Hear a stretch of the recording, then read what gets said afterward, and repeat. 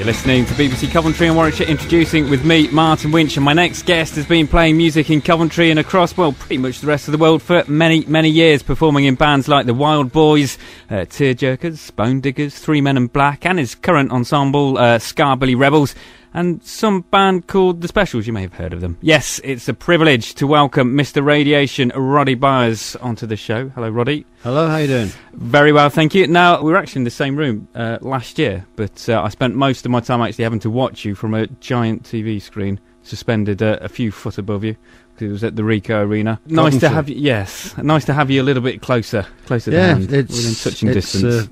Quite a large room. Yes, with several thousand friends. What was it actually like playing such a big stage in your home city?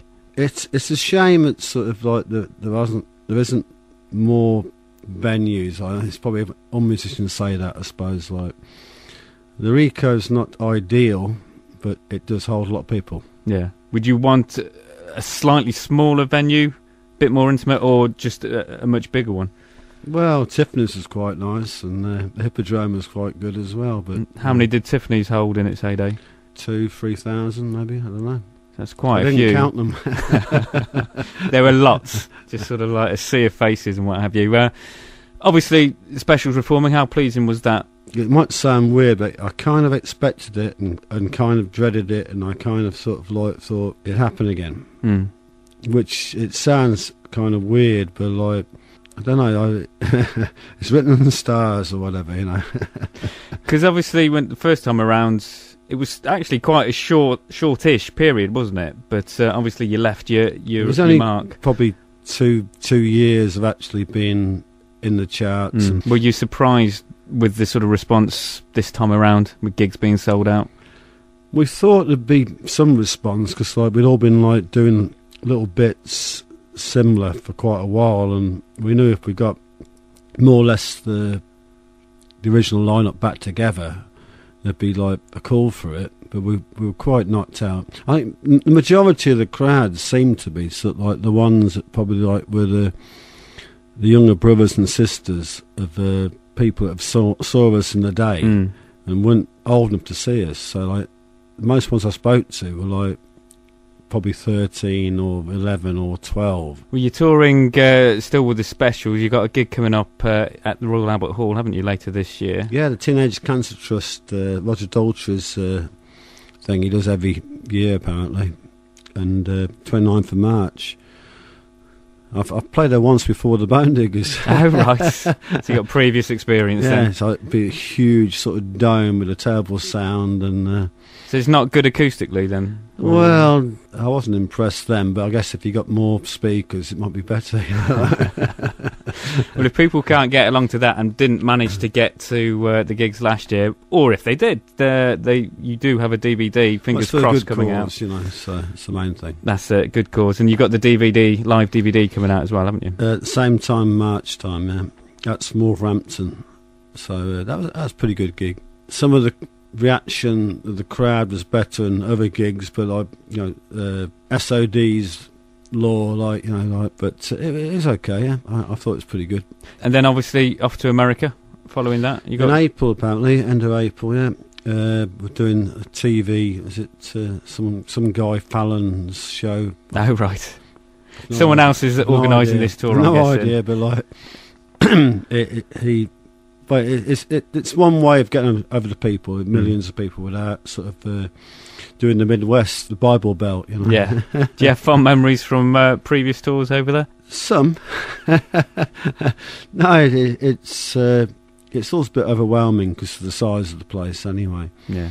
And like all of us growing up on American music, it won't be like Tamla, rock and roll, or country, or whatever. Like, it's always an education, and always a pleasure to be there, but it can be a bit scary, but then again, like, so can Coventry.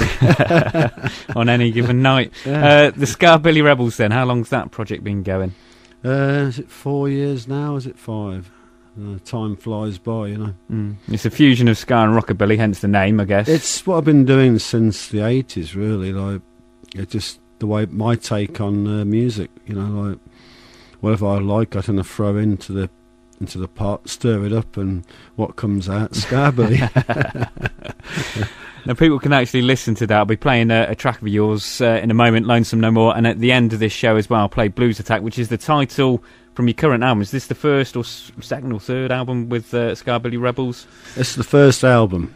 I had an anthology come out of my earlier bands on an independent label in America and Germany before, but like this is like the real thing.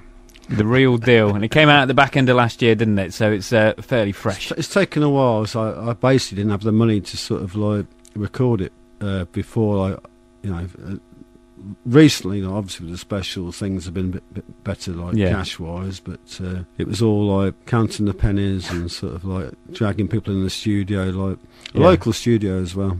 That's it, it's Moonbase, isn't it? Yeah. That you recorded. John Moonbear, the producer's a nice guitar player, and he sort of made us sort of stop drinking so much and play guitar better. Fair enough.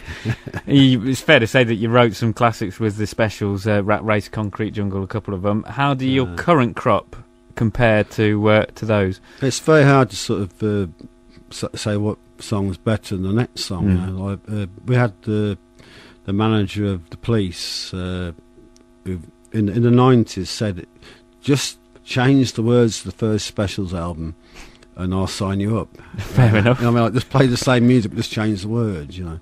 So that's what you're up against sometimes, you know. But you write songs and you hope they're as good as what you wrote previously, you know. That's up to people to tell me. Yeah, you've written a song about the missus this time. Yes. Is it portraying her in a good light? It's basically an apology. It's an apology for like coming home late and I've been happy while you've been sad. With a Buddy Holly sort of like take on it. It's like Buddy Holly come ska, a bit of power pop. Right, okay. Green Day sort of like here and Blimey, some contemporary influences then. It's like a very strange sort of meal where you throw in chili peppers and curry and all sorts in there. Got out you 24 hours later if that's what you're sticking in. Oh, yeah. We'll play that in a sec, as I say. Just in terms of the Rebels, how many are in there? Because obviously the list of credits goes on quite a bit. Yeah, well, the band lineup has changed because, like I say, it was recorded over about 4 years. So there's quite a few local musicians, you know, Ted Duggan, Mickey Roberts from King. He played keyboards on one of the tracks, and there's quite a few local guys. That's it. And I could go on forever. Well, we've been championing the Voodoo Kings recently. Well, this month, in fact, because they're our band of the month, and obviously Sam Smith, the bass player, and that he's played. Well, Sam's always been there as someone to keep me together. You know what I mean? Like, he's a kind of bloke that plays bass, double bass, guitar. No matter what happens, I just seem to like still have him in the band. You know? Yeah. That's it. And his bandmate at the moment, Dave West, I mean, both of them played with you in Bone Diggers. Yeah, we did several tours of Europe with the Bone Diggers and that, yeah. And Whippet as well on drums, you know. Yeah. It's one big happy Skabilly Rockabilly family. It's nice to use musicians that you know and you trust. Okay, well, we'll chat some more, Roddy, a little bit later on. In the meantime, on BBC Coventry and Warwickshire, introducing This Is Lonesome No More by SkabillY Rebels. I've been happy while you've been sad. Sometimes good, but mostly bad. I know sometimes that I made you sick. Ain't when I fell in love and fell out of it. But now, I'm lonesome on my heart. I know you lie alone nearly every night when I don't come home until the morning light. 'Cause I've been happy while you've been sad. Sometimes good, but mostly bad. And now, well, I'm lonesome on my heart.